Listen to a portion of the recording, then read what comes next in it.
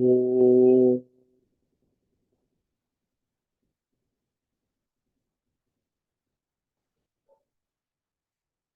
ओम श्री परमात्मने नमो नमः। ओम गंगणपतये नमो नमः। ओम सन सरस्वत्यै नमो नमः। ओम गुरुभ्यो नमो नमः। ओम सहनाववतु सहनो भुनक्तु सह वीर्यं करवावहै तेजस्विनावधीतमस्तु मा विद्विषावहै।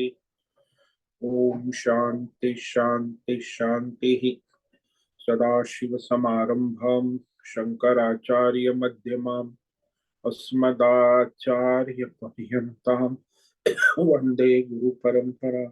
वंदे गुरु परंपराम। ओम पार्थाय प्रतिबोधिताम भगवता नारायणेन स्वयं व्यासेन ग्रथितां पुराणम् मध्ये महाभारतम् अद्वैतामृतवर्षिणीं भगवतीम् अष्टादशाध्यायिनीम् अम्ब त्वामनुसन्दधामि भगवद्गीते भवद्वेषिणि। वसुदेवसुतं देवं कंसचाणूरमर्दनं देवकी परमानन्दं कृष्णं वन्दे जगद्गुरु। नमस्ते परमं ब्रह्म सच्चिदानंद रूपा निर्गुणाय नमस्तुभ्यं ओंकाराय नमो नमः। सर्वे दुर्गाणि तरन्तु सर्वे भद्राणि पश्यन्तु सर्वे सद्बुद्धिमाप्नोतु सर्वे सर्वत्र नंदतु। ओम तत्सत। ओम ओम ओम। आप सभी ऑनलाइन नेटवर्क पर उपस्थित भगवत गीता श्रवण साधकों को आज प्रातः का अभिवादन अभिनंदन अभिवंदन। हरि ओम हरि ओम हरि ओम। हम सबको आज का यह दिव्य दिन तन मन धन जन देश काल विषय वस्तु परिस्थिति अवस्थाएं अध्यात्म भौतिक दैविक क्षेत्र व्यष्टि समष्टि सभी को अपने अपने पूर्व में अनंत जन्मों में किए हुए संचित पाप पुण्य धर्म अधर्म मिश्र कर्मों के पक्के हुए फल स्वरूप में वर्तमान में आज सभी को अपने अपने प्रारब्ध अनुसार परमेश्वरी अचिंत्य योग माया के माध्यम से प्रसाद स्वरूप में प्राप्त हुआ है। अतः आज का यह दिव्य दिन परमार्थ हेतु निष्काम सेवा यज्ञ देव यज्ञ ऋषि यज्ञ पितृ यज्ञ मानवता यज्ञ भूत प्राणी यज्ञ सात्विक दान शारीरिक वाचिक मानसिक तप निष्काम कर्म योग ध्यान योग भक्ति योग ज्ञान योग साधना स्वाध्याय वेद शास्त्रों का अध्ययन अध्यापन उपासना आराधना के लिए समर्पित करे और करवावे। आज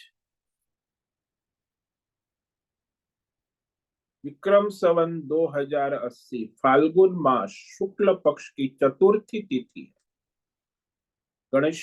गणेश आराधना उपासना ये चतुर्थी रात्रि 1:25 तक है। उसके बाद पंचमी लग जाती है। आज है अश्विनी नक्षत्र ये सायं 6:23 तक। उसके बाद भरणी नक्षत्र लग जाता है। आज है बुधवार और यहाँ शीत ऋतु जा रही है। रात्रि का न्यूनतम तापमान 12 डिग्री और दिन का अधिकतम तापमान 27 डिग्री रहा। वायु की गति 5-10 किलोमीटर प्रति घंटा चल रही। ईस्वी सन 2024 13 मार्च 13 मार्च 2024 सुबह के 7 बजने वाले हैं। कलयुग का प्रथम चरण 5248वां वर्ष 7वां वैवस्वत मनवंतर श्वेतवराह कल्प ब्रह्मा जी का 26वां दिन और 51वां वर्ष चल रहा है। तो ऐसे अनंत कोटि ब्रह्मा और ब्रह्मांडीय परमेश्वरी अचिंत्य योग माया में हमारा यह एक ब्रह्मांड, इस ब्रह्मांड में यह पृथ्वी लोक में समुद्र के ऊपर जम्बू द्वीप में विश्व का एकमात्र वैदिक राष्ट्र भारत में उत्तर हिमालय प्रांत में उत्तराखंड राज्य टिहरी जिले में हिमालयन शिवालिक पर्वतमाला के अंतर्गत मणिकूट पर्वत के ऊपर नीलकंठ महादेव के साथ ऋषिकेश नगरी में मुनि की रेती प्रांत में शीशम जाड़ी अवधूत बाड़ा आश्रम के सी ब्लॉक के पहले माले से 5 नंबर कमरे से गंगा किनारे से हम स्वामी उत्तमानंद सरस्वती भगवद गीता के आचार्य शिष्य स्वामी चिन्मयानंद सरस्वती महाराज चिन्मय मिशन कपिलाद्वैत वेद व्यास भगवत पाद शंकराचार्य की श्रृंगेरी संन्यास परंपरा से शिक्षित दीक्षित सनातन वैदिक भारतीय हिंदू धर्म अनुसार संपूर्ण भगवद गीता ज्ञान यज्ञ ऑनलाइन चैतन्यमय जीवंत लाइव प्रसारण के अंतर्गत व्याख्यान माला में अध्याय 4 ज्ञान कर्म संन्यास योग के श्लोक नंबर 22 पर संस्कृत एवं हिंदी में व्याख्यान करेंगे। दिव्य पवित्र सरल व्यावहारिक सटीक पूर्ण वर्ण अक्षर पद वाक्य पंक्ति श्लोक अध्यायों की संगति संधि अन्वय शब्दार्थ वाक्यार्थ भावार्थ रहस्यार्थ के यथार्थ तात्पर्य सहित वैदिक शास्त्र वेदव्यास साहित्य शंकर भाष्य एवं परंपरागत सन्यासी आचार्यों की टीका टिप्पणी सहित आज का यह भगवद गीता व्याख्यान करेंगे। कृपया आप सभी श्रद्धा भक्ति ध्यान से परिपूर्ण होकर के यह दिव्य श्रवण साधना करें। इसमें से कुछ ग्रहण करे, कुछ धारण करे, कुछ अपने जीवन में चरितार्थ करे और उसमें निरंतरता लाए। अपनी अपनी आध्यात्मिक भौतिक दैवी अशांति द्वंद्व मोह विक्षेपों से रहित हो करके और धार्मिक और शास्त्रीय भ्रम भ्रांतियों से रहित हो करके अपने अपने शरीर इंद्रिय प्राण मन वचन कर्म से एक रूप एकाग्र होकर के शुद्ध सात्विक सूक्ष्म भगवत विवेक बुद्धि करे। वेद शास्त्र आचार्य परंपरा अनुसार विवेक बुद्धि करे। पुनः पुनः इस व्याख्यान का श्रवण करे, मनन करे, चिंतन करे, चर्चा विचारणा करे, लेखन करे, प्रचार प्रसार करे, लिंक भेजे, ग्रुप में शेयर करे, अपना और सबका परम कल्याण करे और करवावे। ओम तत्सत। ओम ओम ओम। तो कल हमने श्रीमद् भगवद गीता अध्याय 4 ज्ञान कर्म संन्यास योग के श्लोक नंबर 20 पर व्याख्यान किया था कि वह आत्मज्ञानी कैसे कर्म करता है। तो कर्म करते हुए कुछ नहीं करता, ये भगवान ने कहा। त्यक्त्वा कर्म फला संगम नित्य तृप्तो निराश्रयः कर्मण्यभिप्रवृत्तोऽपि नैव किंचित करोति सः। क्योंकि समस्त कर्मों में जो है, काम्य कर्मों में, उसके फल में, संसार के भौतिक अध्यात्म दैव समस्त कर्म नित्य नैमित्तिक कर्मों में फल, उसके फलों में और उसके फल में, दोनों में, कर्मों में और कर्म के फलों में आसक्ति नहीं रखता, यानी राग का अभाव है। 4 प्रकार की आसक्ति होती, कर्मासक्ति, फलासक्ति, कर्तृत्व आसक्ति और अकर्तृत्व आसक्ति। यानी किसी भी कर्म में कर्तृत्व अभिमान नहीं करता, प्रकृति के द्वारा हो रहा है, ईश्वर की प्रेरणा से होता है। मैं करता हूं, मैं भोगता हूं, ऐसा उसे भ्रम नहीं होता। इसीलिए कर्तृत्व अभिमान से रहित प्रकृति अपना कार्य करती। तो इस आसक्ति का त्याग कर दिया, त्यक्त्वा निराश्रय, प्रकृति का आश्रय छोड़कर परमात्मा का आश्रय ले लिया। निराश्रय यानी निष्काम हो गया, भगवतमय हो गए, नित्य तृप्त, और परमात्मा में नित्य संतुष्ट है, तृप्त है। तो कोई भी विषय भोग की तृष्णा, कामना, लालसा से रहित तृप्त मनुष्य होता है। जब उसे भोजन खिलाते, भोजन के बाद जब उसका पेट भर जाता, तो कहता है बस अब मुझे और नहीं चाहिए, पेट भर गया है। तो भोजन के बाद मनुष्य तृप्त होता है, लेकिन फिर शाम को भूख लगती है। तो यहाँ जो भगवान का नित्य तृप्त है, इसका मतलब ये हुआ कि उसे संसार में कुछ करने कराने का बाकी नहीं रहा। ये नहीं किया, वो नहीं किया, हाय हाय ये रह गया, अब सब अगले जन्म में कुछ करना बाकी है, ये कामना बाकी रह गई, ये काम अधूरा रह गया, ऐसा कुछ उससे है नहीं, सब पूर्ण हो गया, भगवतमय हो गया। तो वह अपने प्रारब्ध अनुसार वर्तमान देश काल परिस्थिति में वैदिक लौकिक कर्मों को अच्छी तरह करता हुआ भी, कर्माणि अभिप्रवृत्त अपि किंचित न करोति सः, अपने प्रारब्ध कर्म को करते हुए भी वास्तव में वह कुछ भी नहीं करता है। प्रकृति अपना काम करती है, वो तो उसका साक्षी दृष्टा है ना। तो उपाधि के द्वारा कर्म होते हैं, इसीलिए वो कर्म से असंग हो गया, कर्म करते हुए कर्म बंधन से मुक्त हो। तो इस तरह कहने के बाद अब जो है आगे भगवान, जो निवृत्ति परायण आत्मज्ञानी है, अब ये प्रवृत्ति परायण की बात कर दी कि वो प्रवृत्ति करते हुए भी कुछ नहीं करता है।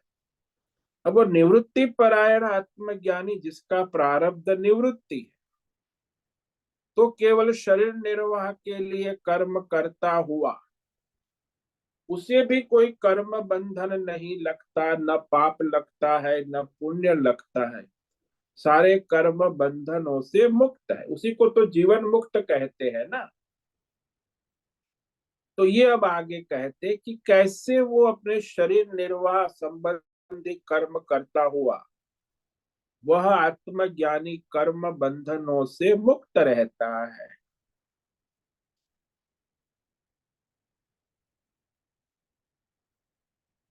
वो निष्काम योग साधक के लक्षण बता रहे।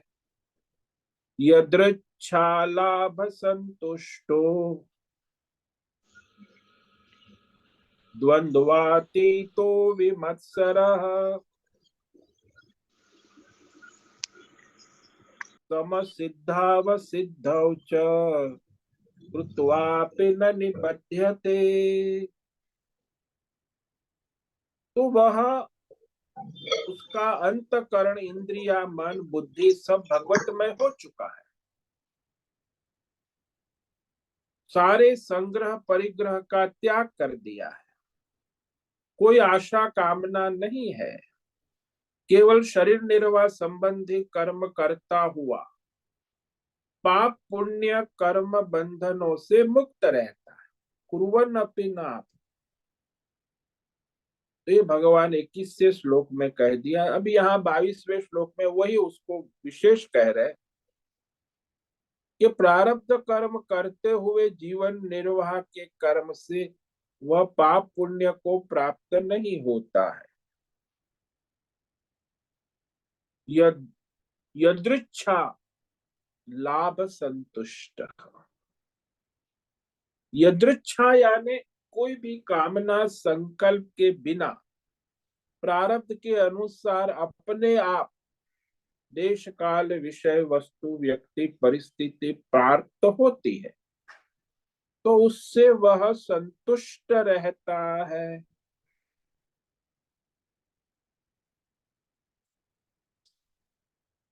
बिना मांगे बिना सोचे बिना संकल्प किए बिना किए जो अपने आप प्रारब्ध के अनुसार बिना इच्छा बिना संकल्प के जो विषय मिल जाता है देश काल विषय उसी से वह संतुष्ट रहता है। जैसे बालक होता है, बालक को कोई इच्छा संकल्प नहीं हो, शिशु है, उसे बिना इच्छा के मिल गया तो खेलता है खिलौना, फिर छोड़ देता है, कुछ मिल गया कोई ले गया तो ले गया, उसे कोई प्राप्ति अप्राप्ति से कोई मतलब नहीं। यदृच्छा लाभ संतुष्ट, अनायास प्राप्त हुआ या अप्राप्त हुआ, लाभ हुआ या हानि हुई, यहाँ लाभ शब्द का है,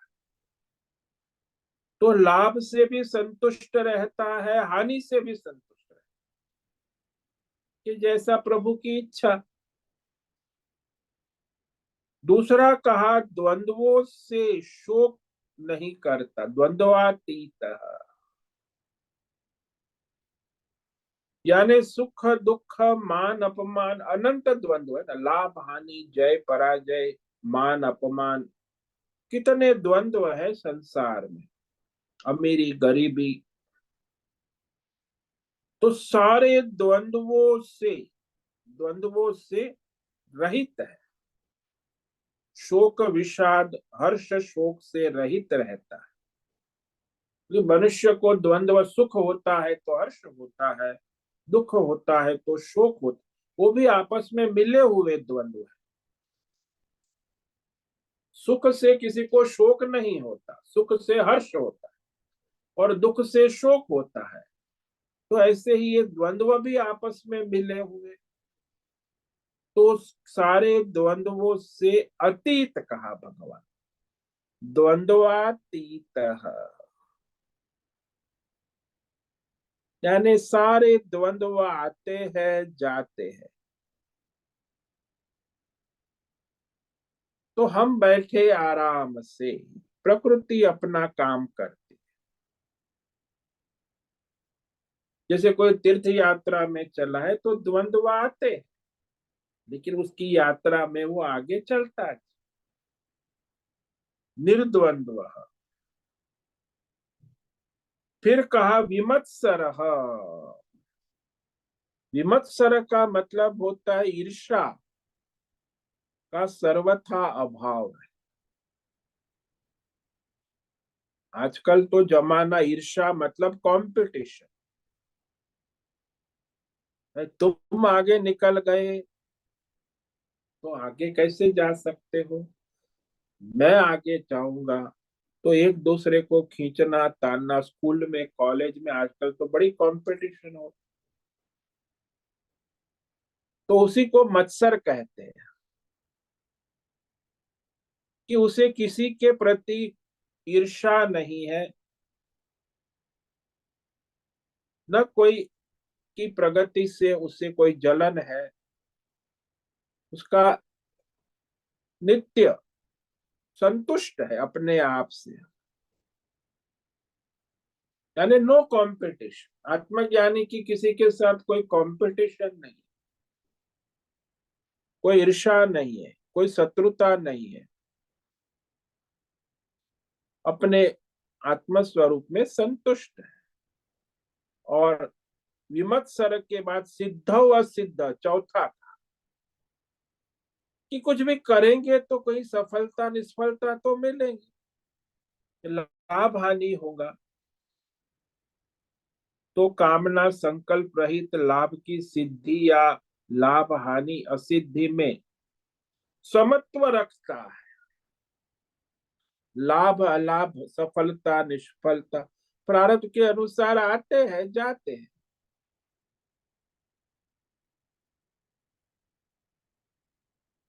तो इसीलिए वह समत्व में बना रहे। समत्व यानी निष्काम, किसी प्रकार की कामना इच्छा वासना नहीं रखता।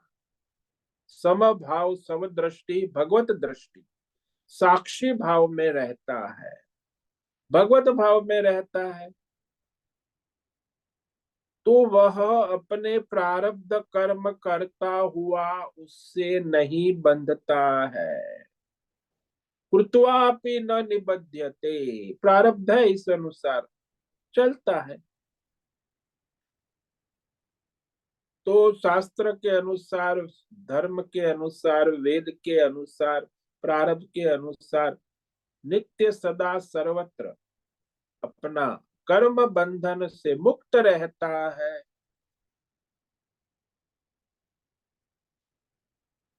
तो वह नित्य कहा, कृत्वापि न निबध्यते, कर्म करता दिखता है फिर भी कर्म बंधन से मुक्त है। ऐसे जल कमल पत्रवत कहा ना, जब पत्ता पानी में रहता है फिर भी पानी से गीला नहीं होता, जल में 24 घंटा रहता फिर भी गीला नहीं होता, कमल का पत्ता हमेशा सूखा रहता है। वैसे ही वह कर्म करता हुआ कर्म के बंधन से बंधता नहीं है। कृत्वापि न निबध्यते। तो यहाँ भगवान ने चार बातें कही इस श्लोक में। तो वो आत्मज्ञानी जो है, निष्काम कर्म योग आत्मज्ञानी के लक्षण, कि वो निष्काम कैसे रहता है, कर्मों के बंधन में नहीं आता, कर्म बंधन से मुक्त रहता है। तो पहली बात कही, यदृच्छा लाभ संतुष्ट, प्रारब्ध अनुसार अनायास कामना और संकल्प से रहित, लाभ और हानि से संतुष्ट रहता है। यहाँ यदृच्छा शब्द है। यदृच्छा यानी बिना कोई याचना करे हुए, बिना किसी कुछ कहे हुए, बिना किसी कामना के, बिना किसी संकल्प के, प्रारब्ध के अनुसार अपने आप जीवन निर्वाह में जो मिल गया वह हुआ यदृच्छा लाभ। देश काल परिस्थिति प्रारब्ध के अनुसार बदलती रहती है, मिलती रहती है, छूटती रहती है। अब उसमें वो बिना किसी विक्षेप प्रयत्न के अपने आप को प्रारब्ध के अनुसार जो मिल गया उससे ही संतुष्ट रहता है।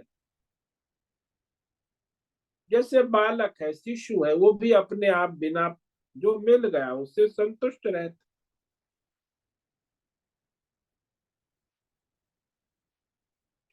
तो यहाँ दो बात होती है, प्रारब्ध के अनुसार कुछ मिला और कुछ छूट गया। तो जो मिल गया वो भी पर्याप्त है, जो छूट गया वो भी पर्याप्त है।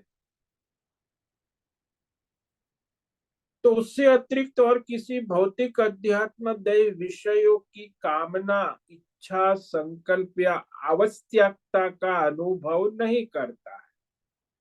जो प्रारब्ध से मिल गया उसको पता है कि ये जो शरीर है 24 तत्वों का पुतला, व्यवहारिक शरीर, उसको चलाने वाला परमात्मा है। ये शरीर, ये संसार परमात्मा के संकल्प से चलता है, उसकी माया प्रकृति के द्वारा चलाया जाता है। इसलिए मैं कुछ नहीं करता, परमात्मा का संकल्प है, माया प्रकृति अपना अपना कार्य करती है। जैसे राजा के संकल्प से मंत्रिमंडल अपना कार्य करता है, परमेश्वर का संकल्प है। और परमेश्वर की ये माया है, 24 तत्व है, प्रकृति त्रिगुणात्मक माया। तो वहां उसे जिस समय जहां भी जो देश काल विषय वस्तु व्यक्ति परिस्थिति की आवश्यकता है, वह परमात्मा उसे प्रारब्ध के अनुसार उपलब्ध कराता है, कराता रहता है। जैसे माता पिता शिशु को उसकी आवश्यकता के अनुसार विषय वस्तु उपलब्ध कराते हैं। शिशु क्या करता है? कुछ नहीं चाहता। ऐसे ही आत्मज्ञानी को प्रकृति के द्वारा, ईश्वर के द्वारा, प्रारब्ध के अनुसार जो उपलब्धि होती है, अनुपलब्धि होती है, तो छूटता भी है तो जाता है तो जाने दो, आता है तो आने दो। लाभ भी होता है, हानि भी होती। तो वह अपने प्रारब्ध से अधिक के लिए, किसी विषय के लिए विशेष प्रयत्न करना व्यर्थ है। जो प्रारब्ध से मिलना है वही मिलता है। दुनिया में आज लोग सोचते हैं कि हमें ये मिल जाएगा, वो विशेष प्रयत्न करते हैं, लेकिन जो प्रारब्ध में है वही मिलता है। सुबह होती है, सूर्य नारायण आते हैं, एक मनुष्य दिहाड़ी कर शाम को 8 घंटे मेहनत करके 500 रुपया कमाता है। तो एक मनुष्य 8 घंटे अपनी ऑफिस में दिहाड़ी करके 5 लाख रुपया कमा लेता है। तो प्रारब्ध में है, तो जिसके प्रारब्ध में जो है वो उसे मिलना ही है। शाम, वो शाम तक मिल जाता है, इसीलिए उसके लिए विशेष प्रयत्न करना व्यर्थ। प्रारब्ध से अधिक किसी को कभी कुछ मिलता ही नहीं, वो चाहे कुछ भी करे। तो वह सभी द्वंद्वों से अतीत रहता है। तो जानता है कि ये तो ईश्वर के अधीन है, प्रकृति के द्वारा मेरे कर्मों का फल प्रारब्ध के अनुसार आता जाता रहता है। इसीलिए उसमें सुख भी आता है, दुख भी आता है। पूर्व जन्म में हमने पाप किया है तो उसका फल सुख आता है। पूर्व जन्मों में हमने पुण्य किया है तो उसका फल सुख आता है। पाप किया है तो उसका फल दुख आता है। वो तो आता है जाता है, क्षय होता है।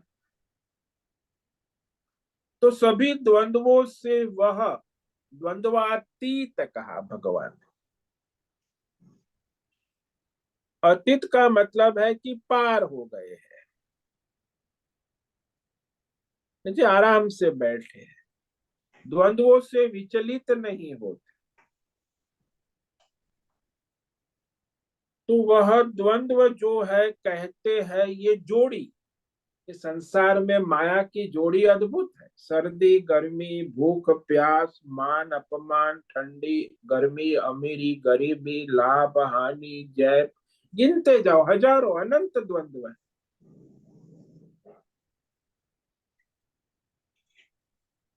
तो ये सारे द्वंद्व होते हैं, ऐसा नहीं कि नहीं होता। आत्मज्ञानी को पीड़ित होने पर भी, क्योंकि वह जानता है कि मेरे आत्म स्वरूप में कोई द्वंद्व कष्ट नहीं है, मेरी आत्मा असंग है, ये सारे द्वंद्वों से आत्मा अतीत है, अतीत का। तो ये कहां तक डाल सकता है प्रभाव? कि हाँ, ये द्वंद्व जो है मेरे शरीर पर प्रभाव डाल सकते हैं, मेरे मन पे प्रभाव, इंद्रियों पे, 24 तत्वों पे, प्रकृति तक प्रभाव डाल सकते। लेकिन ये द्वंद्व सारे साक्षी परमात्मा के ऊपर उसका कोई प्रभाव नहीं हो सकता है।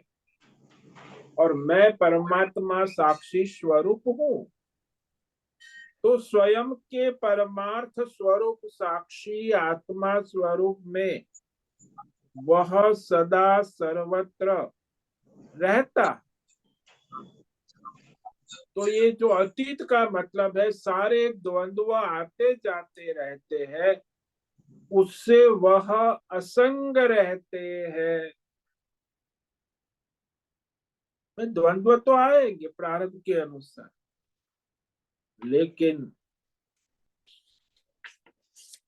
जैसे समुद्र में लहरें तो उठती रहेगी, लेकिन समुद्र विक्षिप्त नहीं होता। वैसे ही आत्मज्ञानी के जीवन में प्रारब्ध के अनुसार सारे द्वंद्व आते हैं, वो प्रकृति में है ना। इसीलिए वह उसका साक्षी दृष्टा रहने के कारण उसे इस द्वंद्व से हर्ष शोक नहीं होता है। कि द्वंद्व से द्वंद्व होता है ना, इसे द्वंद्व से द्वंद्व नहीं होता। तो संसार में भी मनुष्य को लाभ होता है तो हर्ष होता है, हानि हो गई तो शोक में चला जाता। लेकिन वो द्वंद्व से कोई द्वंद्व उत्पन्न नहीं होते हैं। हाँ, साक्षी आत्म स्वरूप में ये सारे भौतिक अध्यात्म दैव द्वंद्वों की प्रतीति होने पर भी इन्हें नहीं के समान ही जानता है कि अरे मैं तो इसका साक्षी हूँ, ये तो प्रकृति का है, आत्मा में कोई द्वंद्व नहीं हो सकता है। तो है और नहीं है ऐसा मान लेता है कि दिखता है लेकिन वास्तव में नहीं।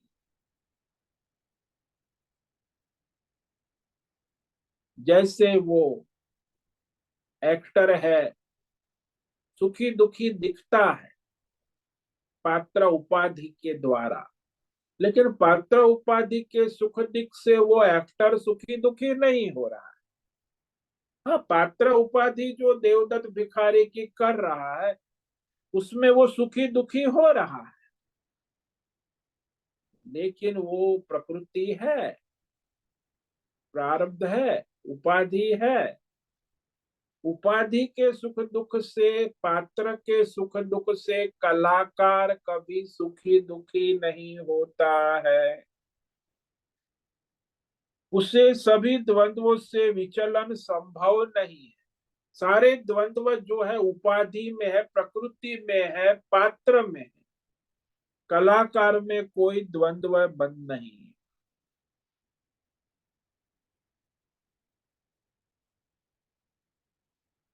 क्योंकि वो सत्य तत्व जो है उसे प्रकृति का मिथ्या विषय विचलित नहीं कर सकता। यदि उसको सत्य मानता है तो विचलित हो जाता है। प्रकृति को सत्य मानेगा तो प्रकृति से विचलित होगा, लेकिन प्रकृति को यदि वो मिथ्या जानता है तो फिर उससे विचलित नहीं हो सकता। तो अज्ञानी को प्रकृति भी सत्य लगती है, परमात्मा भी सत्य लगता है। ये अज्ञानी साधक जो है ना, बाकी साधक नहीं है, उसको तो केवल प्रकृति ही सत्य लगती है, परमात्मा तो है ही नहीं उसके लिए, जो संसारी है अज्ञानी। लेकिन जो साधक है उसको प्रकृति भी सत्य लगती है और परमात्मा भी सत्य। लेकिन जो आत्मज्ञानी है उसे प्रकृति सत्य नहीं लगती, मिथ्या है, और परमात्मा ही सत्य है। इसीलिए मिथ्या प्रकृति को मिथ्या समझने पर वहां सुख दुख संभव नहीं है। जैसे मिथ्या खिलौने को जानकर कि मिट्टी का खिलौना है तो उसके टूटने फूटने से किसी को हर्ष शोक नहीं होता। मैं मिट्टी है, खिलौने मिथ्या है। मिट्टी के खिलौने फल बने हुए, फल जो है तो फल खाएगा भी नहीं क्योंकि वो जानता है कि ये तो मिथ्या फल है, मिट्टी के खिलौने हैं।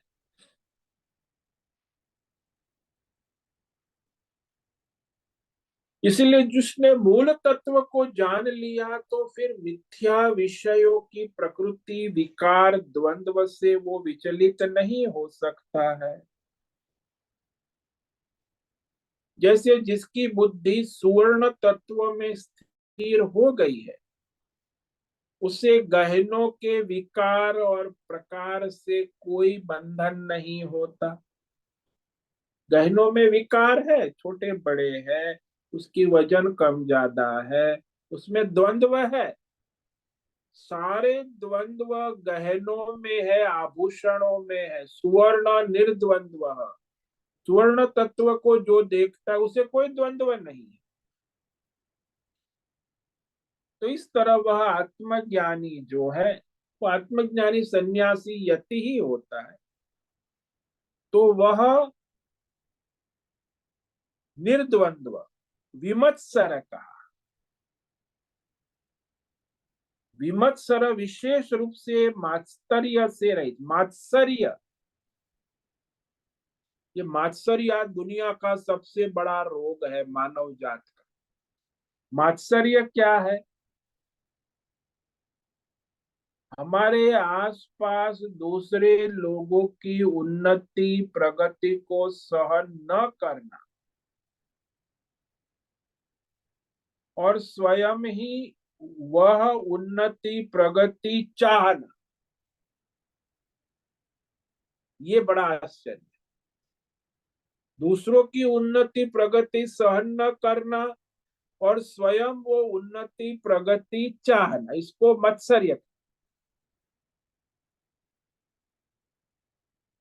यानी हमारे पड़ोसी के घर में नई कार आ गई तो सहन नहीं होती है, और हमारे पास पुरानी खटारा साइकिल है, स्कूटर का भी ठिकाना नहीं है, तो सहन नहीं होता। अरे उसके घर में कार आ गई और हमारे घर में अभी साइकिल भी पुराना खटा। तो उसकी उन्नति उसकी प्रगति से उसे शोक होता है, विषाद होता है। वो अपनी स्वयं की उन्नति चाहता है, लेकिन ऐसा नहीं चाहता कि दूसरा भी उन्नति प्रगति करे और मैं भी उन्नति प्रगति करूं। तब वो मत्सर्य नहीं हो सकता कि भाई उसके भी कार आ जाए, मेरे भी कार आ जाए, मेरी भी प्रगति हो उन्नति हो, उसकी भी नहीं। उसकी उन्नति प्रगति जो हो रही है वो मुझे सहन नहीं होती, और मेरी उन्नति प्रगति होनी चाहिए, वो हो नहीं रही है, इसको मात्सर्य कहते। दूसरा भी एक होता है कि दूसरा उन्नति न करे, प्रगति न करे, और मैं ही उन्नति प्रगति करूं, यानी बाकी सब मुझसे पिछड़े रहे और मैं उन्नति करता रहूं। ये आजकल की कंपटीशन, कॉरपोरेट वर्ल्ड, ये दुनिया में इस कंपटीशन, विद्यार्थियों में भी हमने देखा है कंपटीशन होती, कि वो आगे जा रहा है तो उसको सहन नहीं होता। तो ये कंपटीशन को ही मत्सर कहते हैं। ये वृत्ति है, ज्वलनात्मक वृत्ति है, द्वेषात्मक वृत्ति है, वो शत्रुता उत्पन्न करती। तो ऐसा मात्सर्य रहते हुए दूसरा प्रगति उन्नति करता दिखता है तो हमें क्या होता है? दुख होता है, खेद होता है, क्रोध होता है, शत्रुता होती है, तिरस्कार होता है कि वो आगे बढ़ गया, कैसे उसे गिराओ, वो मेरे पीछे रहना चाहिए, आगे कैसे बढ़ गए। तो सभी लोग, सभी जगह, यहाँ आध्यात्मिक जगत में भी कोई साधु आगे प्रगति कर रहा है तो दूसरे साधु को जलन होती इसको कि ये आगे कैसे बढ़ गए। कोई भी क्षेत्र में, संसार में सभी क्षेत्रों में ये मात्सर्य देखा जाता है, चाहे आध्यात्मिक हो, भौतिक हो, दैवी हो या पारमार्थिक। क्या क्या राजनीति इसके साथ, इसके लिए क्या क्या राजनीति कूटनीति अपनाते हैं कि वो मुझसे आगे ना निकल जाए।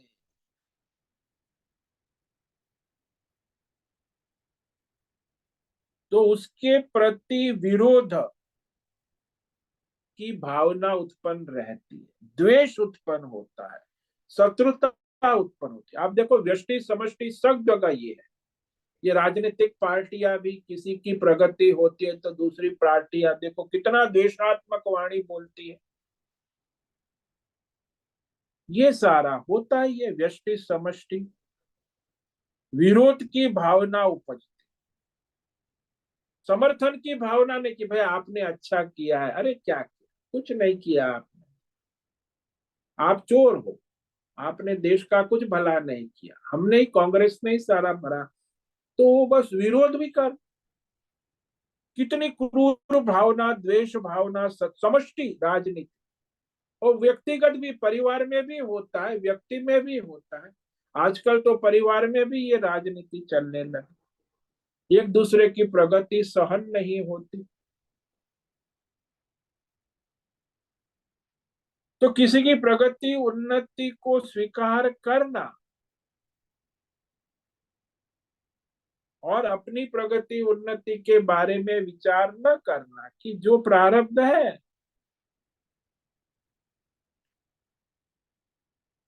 इसीलिए जो आत्मज्ञानी सन्यासी होता है वो आत्मा के दर्शन में तत्पर है। इसीलिए उसे अपना पराया, ये सब कंपटीशन कहाँ होती, जहां अपना पराया भेदभाव है वही कंपटीशन है।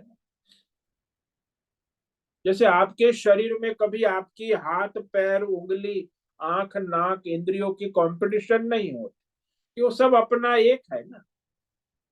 दूसरों में होती है, पराये में होती है, अपने में पराये में भेदभाव है तो वहां कंपटीशन होती है। अब इसको तो कोई भेदभाव है ही नहीं, वह न किसी को अपना समझता है न किसी को भेदभाव किसी में देखता ही नहीं। तो उसमें ये मत्सर नहीं हो सकता, वो कंपटीशन। यानी सन्यासी आत्मज्ञानी ही दुनिया में कंपटीशन रहित है, नो कंपटीशन, निर्वैर। क्योंकि उसे किसी के प्रति शत्रु भाव द्वेष भाव है ही नहीं।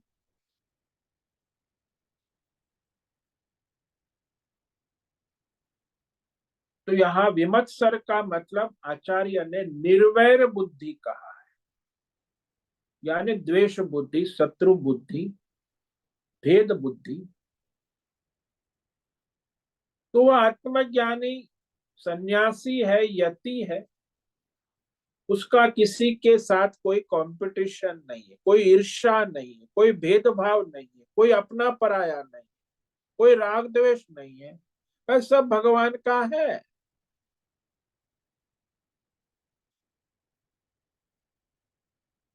तो इस प्रकार वह शत्रुता से भेदभाव से रहित। तो फिर का जो भेदभाव से रहित थे वो फिर सिद्धि असिद्धि में भी सम रहता है। सम सिद्धा व सिद्धौ च। जीवन में तो चलता ही रहेगा, कभी सिद्धि मिलती है, कभी प्रसिद्धि मिलती है, कभी अपसिद्धि मिलती है, असिद्धि मिलती है। तो प्रारब्ध से जो अपने आप भौतिक अध्यात्म दैव विषय प्रारब्ध के अनुसार अपने आप आता है और जाता भी है, मिल जाता है, छूट जाता है। यानी यदृच्छा, यदृच्छा का मतलब प्रारब्ध के अनुसार अपने आप आवश्यक भौतिक अध्यात्म दैव विषय मिलता भी है और छूटता भी है। तो उसमें उसे हर्ष शोक नहीं होता। कोई लाभ हो गया, मिल गया तो हर्ष नहीं होता, कोई हानि हो गई, कोई वस्तु छूट गई तो विषाद शोक तनाव नहीं होता। अर्थात समदर्शन निष्काम है, भगवत दर्शन वाला है। तो सारे द्वंद्वात्मक स्थितियों में जिसका समत्व बना रहता है, किसका, जो निष्काम है, भगवतमय है, भगवत समर्पित रहता है, तो उसमें समत्व बना रहता है, इसीलिए वो सम रहने वाला आत्मज्ञानी, कर्म योगी, निष्काम योगी, भगवतमय जीवन जीने वाला, भगवत समर्पित, वो प्रारब्ध के अनुसार वर्तमान देश काल परिस्थिति में अपना कर्म करता हुआ भी किसी भी प्रकार के कर्म बंधन में नहीं आता। वर्तमान प्रारब्ध कर्म उपस्थित है सामने, लेकिन वो जानता है कि मैं अकर्मा हूं, आत्मा साक्षी। तो अकर्मा परमात्मा स्वरूप को जानता है, सारे कर्मों का साक्षी है, प्रारब्ध कर्म। हाँ, संसार की दृष्टि में वो दिखता है कि वो देखो महात्मा जी भिक्षा लेने जा रहे हैं, महात्मा जी अस्पताल जा रहे हैं, महात्मा जी दवाई लेने जा रहे हैं, महात्मा जी कपड़ा पहन रहे हैं, महात्मा जी मकान कुटिया बना के रहे हैं। तो ये महात्मा जी रोटी कपड़ा मकान कर्म करता दिखता है, दवाई लेता दिखता है। तो वो सारे कर्म वेद शास्त्र दृष्टि से करता हुआ भी अकर्ता है, साक्षी बना रहता है। क्यों? क्योंकि वह साक्षी अकर्ता आत्म स्वरूप में स्थित है। उसने अपने स्वरूप को जान लिया है कि मैं परमात्मा स्वरूप एक साक्षी दृष्टा हूं। स्वयं को परमात्मा के साथ एक रूप से जानता है कि मैं परमात्मा के साथ एक रूप हूं। अतः उसका कोई कर्म बंधन संभव नहीं है। जैसे कोई राष्ट्रपति के साथ गया हुआ है, तो वो उस राष्ट्रपति के साथ एकत्व होने के कारण उसे कोई कर्म बंधन नहीं।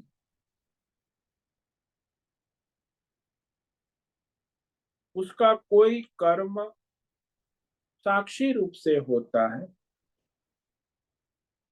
जब परमात्मा और जीवात्मा की एकता हो जाने से अपनी साक्षीय निष्क्रियता आत्म तत्व का ज्ञान हो गया है।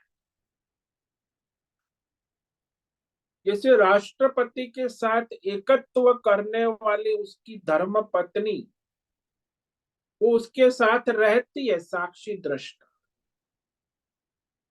उसे कोई कर्म बंधन नहीं। सब राष्ट्रपति के साथ उसके प्रारब्ध के अनुसार होता रहता, वो राष्ट्रपति के पीछे पीछे चलती है, राष्ट्रपति की धर्म पत्नी है। ऐसे ही ये परमात्मा के समर्पित है, इसलिए उसे कोई कर्म बंधन नहीं है। साक्षी में निष्क्रियता होते हुए भी सक्रिय है, परमार्थ स्वरूप से निष्क्रिय है, अक्रिय है, साक्षी है, लेकिन व्यवहार दृष्टि से कर्ता दिखता है।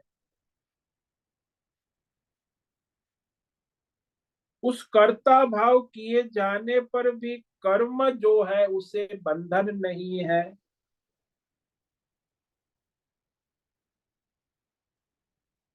कर्म करते हुए भी वो अकर्ता है, क्योंकि उसने जान लिया है कि ये प्रकृति अपना कार्य कर रही है। उसका साक्षी आत्मा मैं स्वयं अकर्ता हूं,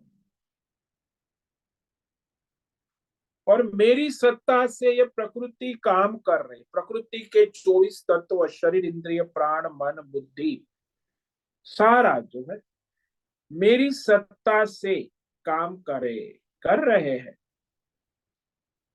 मैं केवल साक्षी दृष्टा अधिष्ठान रूप से ये प्रकृति को देख रहा हूं, चला रहा हूं।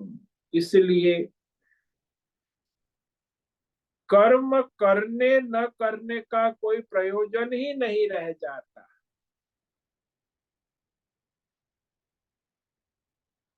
मैं तो केवल साक्षी दृष्टा अधिष्ठान प्रकाशक हूं। इसलिए उसे कर्म करने न करने का कोई प्रयोजन नहीं रहा। तो क्या हुआ?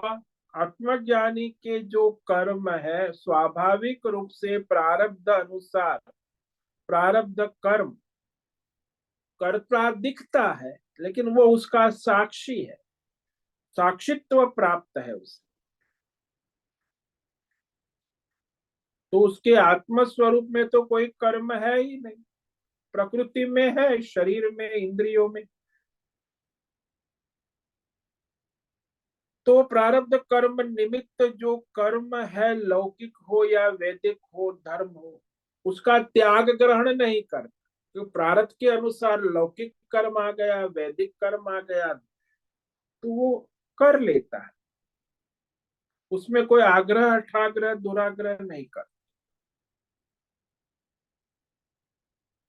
हाँ, वो आत्मज्ञान के पहले जो वो लौकिक वैदिक कर्म करता था, तब उसमें अभिमान था कि मैं ये करता हूं, मैं भोगता।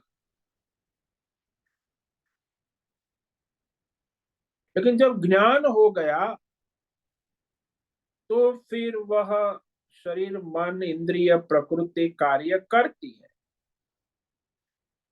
तब उसे मैं करता हूं ऐसी वृत्ति नहीं, ऐसा अभिमान नहीं हो, कर्तृत्व अभिमान नहीं रहता, कर्तृत्व अभिमान का त्याग हो गया। इसीलिए वह अकर्ता साक्षी ही रहता है। तो जैसे कर्म त्याग करने पर कर्म त्याग के अभिमान के अभाव में मैं कर्म त्यागी हूं, ये अभिमान उसमें नहीं रहता। हाँ, प्रकृति है, शरीर है, देह इंद्रिय प्राण मन, 24 तत्व कर्म कर रहे हैं। मैं उसका प्रकाशक हूँ, साक्षी हूँ, दृष्टा हूँ, न मैं करता हूँ न मैं भोगता। तो कर्मों की केवल प्रतीति है, आभास मात्र। जैसे पात्र उपाधि को धारण किए हुए कलाकार कर्म करता दिखता है, लेकिन कलाकार में कोई कर्म नहीं है, पात्र में कर्म की प्रतीति हो रही है उपाधि के अनुसार। तो जैसे हर हाल में कलाकार पात्र की उपाधि के कर्मों का साक्षी ही रहता है, ऐसे ही यह आत्मज्ञानी भी हर हाल देश काल विषय परिस्थिति में प्रकृति के सारे व्यष्टि समष्टि कर्मों का साक्षी ही रहता है, जो साक्षी होने के कारण वो कर्मों का अभाव हो जाता। हाँ, वो शरीर इंद्रिय प्रकृति कर्म करने पर भी कर्म अभाव यानी साक्षी भाव में वह दृढ़ स्थिर रहता है। तो करने पर भी साक्षी भाव है, न करने पर भी साक्षी भाव उसका बना रहता है।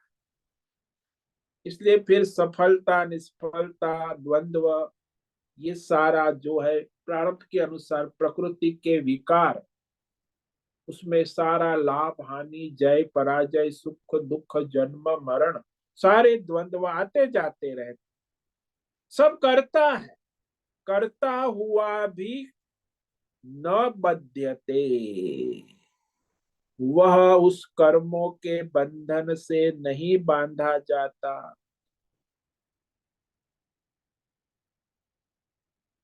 क्योंकि वो अपने आत्म स्वरूप में स्थित है। तो ऐसा जो साक्षी आत्म स्वरूप में स्थित है, उसमें कर्म का अभाव हो जाता। तो उस आत्मज्ञानी के बारे में और भी भगवान कहते हैं आगे के श्लोक में, इस पर हम कल विचार करेंगे कि उसमें कर्म का अभाव कैसे रहता है, और वो कर्म वेद शास्त्र के अनुसार धर्म के अनुसार प्रारब्ध के अनुसार करता रहता। उसके सारे कर्म भगवतमय हो जाते हैं, साक्षी दृष्टा रूप से वो कर्मों को करता रहता है प्रारब्ध के अनुसार। तो इस प्रकार वह आत्मज्ञानी कर्मयोगी कर्म करते हुए भी मुक्त रहता है, प्रारब्ध के अनुसार होता है। यदृच्छालाभ संतुष्टो द्वंद्वातीतो विमत्सरः समसिद्धावसिद्धौ च कृत्वापि न निबध्यते। तो प्रारब्ध के अनुसार बिना इच्छा, बिना कामना, बिना संकल्प के देश काल विषय वस्तु परिस्थिति जैसे भी प्राप्त हो, उससे सदा सर्वदा सर्वत्र सब से संतुष्ट रहते हैं।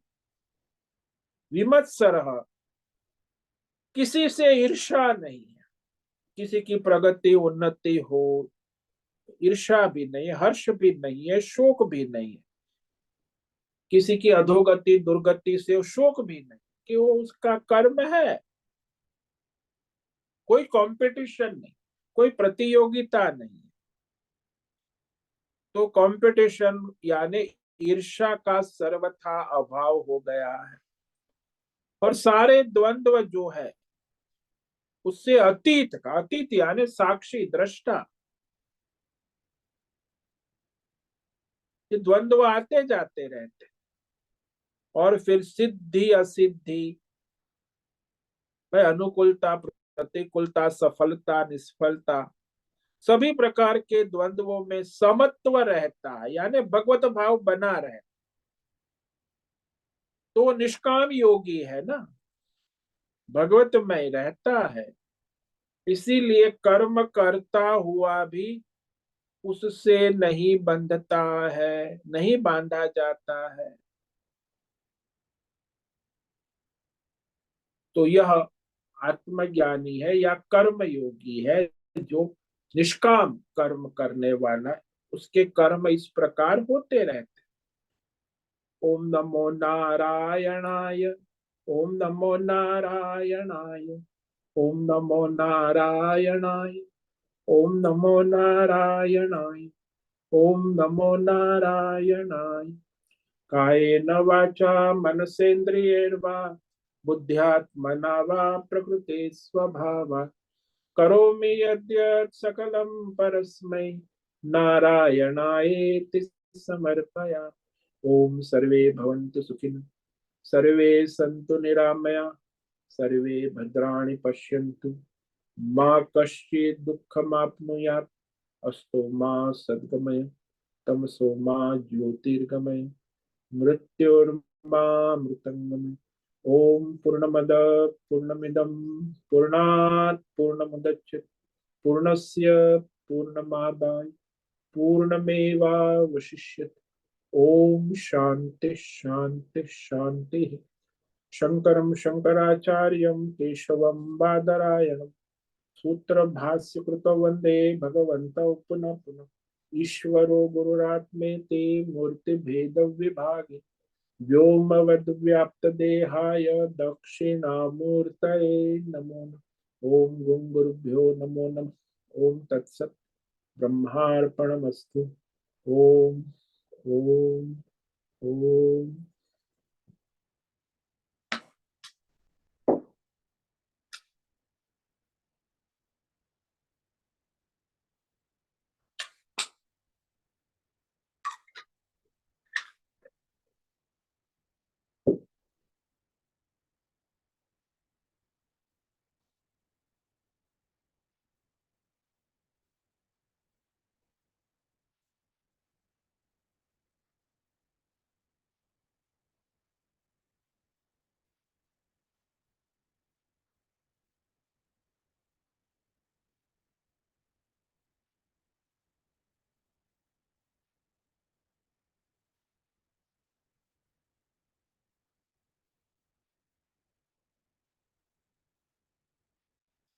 प्रश्नोत्तरी का समय है, किसी भी साधक को प्रश्न है अभी पूछ सकते।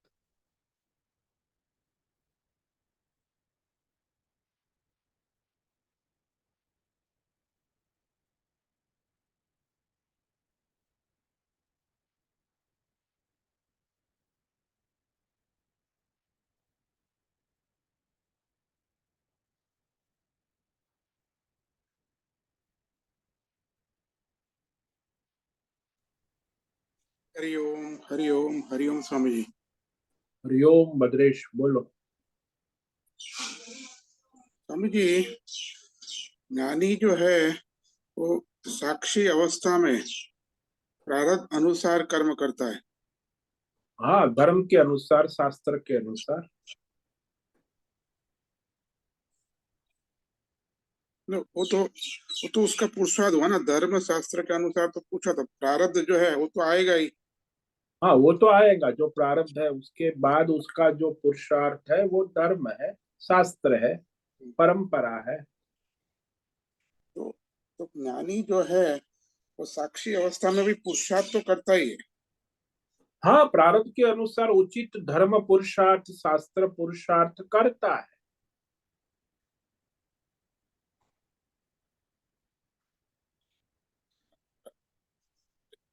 ऐसा नहीं है कि वो ज्ञानी प्रारब्ध का जो प्रवाह है उसमें सहज साक्षी भाव से बह रहता है। जाता है। नहीं नहीं, हाँ। बह नहीं जाता उसको। वहां स्वतंत्रता है ना, कि वो प्रारब्ध है, लेकिन उस प्रारब्ध के प्रवाह में वो धर्म शास्त्र के अनुसार पुरुषार्थ भी करता दिखता है, लेकिन वो भी आभास मात्र है प्रकृति का। तो पुरुषार्थ भी साक्षी भाव से ही करता है। हाँ, साक्षी भाव से।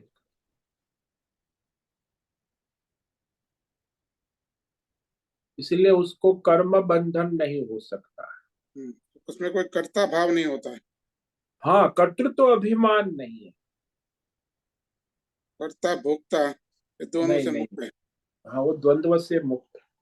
और अज्ञानी इसलिए जो तो है। हम्म, अज्ञानी है वो कर्म बंधन में है, कर्तृत्व भोक्तृत्व अभिमान है, तब तक कर्म बंधन है, वो बंधन में है। और ये मुक्त है, जीवन मुक्त है। तो क्योंकि उसे कर्तृत्व अभिमान नहीं है, भोक्तृत्व, तो प्रकृति के जानता है तत्व को, और अपने स्वरूप को भी जानता है। उसको तो दोनों तत्व का विवेक है ना, हम्म, कि 24 तत्व अपने कार्य कर रहे हैं, मैं उसका प्रकाशक हूँ, साक्षी हूँ, दृष्टा हूँ। तो मैं कुछ नहीं करता। जैसे राजा है, वो साक्षी है, दृष्टा है। मंत्रिमंडल, सेनापति मंडल, राजघराना अपना अपना सब कार्य करते हैं।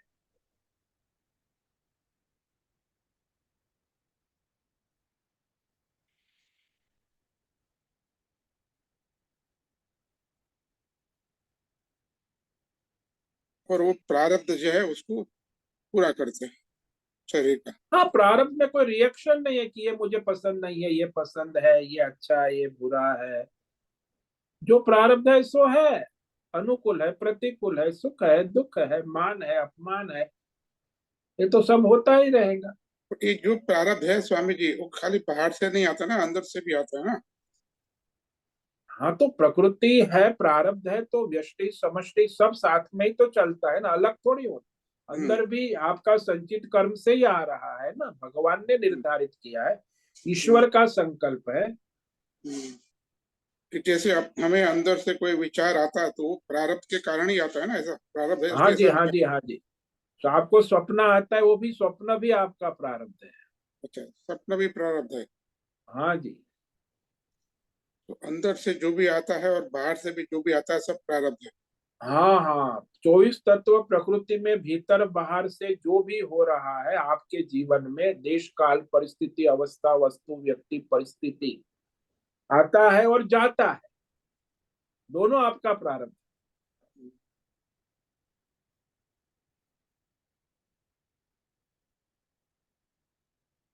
आप किसी को पकड़ नहीं सकते, किसी को छोड़ नहीं सकते, वो अपने आप आता जाता रहता है। यदृच्छा कहा ना, यदृच्छा लाभ संतुष्ट, बिना इच्छा के अपने आप प्रारब्ध के अनुसार, बिना मांगे, बिना सोचे, बिना संकल्प किए, बिना किए, अपने आप आ गया, बिना इच्छा के। तो फिर उसमें वो संतुष्ट रहता है। उसे स्वीकारता है पूरी तरह से। हाँ, और बाद में उसमें स्वीकारता भी है और संतुष्ट भी रहता है, ये भी है संतुष्ट। संतुष्ट का। हम्म। और उसके बाद धर्म शास्त्र के अनुसार भी उचित पुरुषार्थ करता है। हाँ हाँ, संतुष्ट रहकर जो भी वहां परिस्थिति है धर्मशास्त्र के अनुसार उचित पुरुषार्थ भी करता है, लेकिन वो भी साक्षी दृष्टा रूप में ही करता है। उसे कर्तृत्व भोक्तृत्व अभिमान से नहीं करता। हम्म।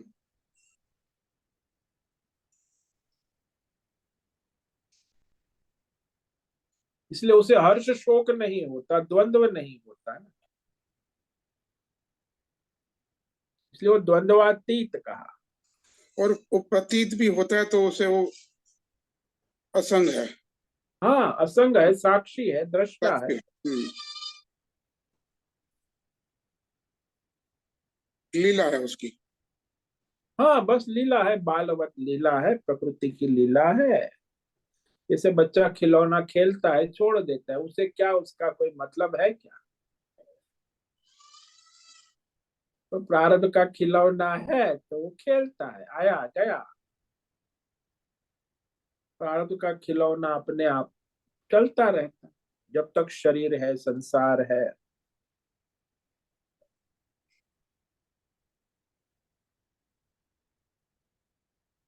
हाँ स्वामी जी, क्लियर हुआ। बहुत बहुत धन्यवाद। ओम नमो नारायणाय। ओम नमो नारायण। ठीक है, आज का समय पूरा हो गया। सभी साधकों को आज का ओम नमो नारायण। सभी साधकों को आज ओम का नमो नारायण स्वामी जी। ओम नमो सबको नारायणाय ओम नमो स्वामी जी। नारायणाय। सभी साधु उससे ओम नमो नारायण। ओम नमो सभी साधकों का नमो ओम नारायणाय नमो नारायणाय। मुझसे निवेदन है आज का सत्संग पूर्ण करें। ओम नमो नमो नारायण। नारायणाय स्वामी जी। आज का यह दिव्य सत्संग हम यही पूर्ण करते हैं। सभी साधकों को ओम नमो नारायणाय।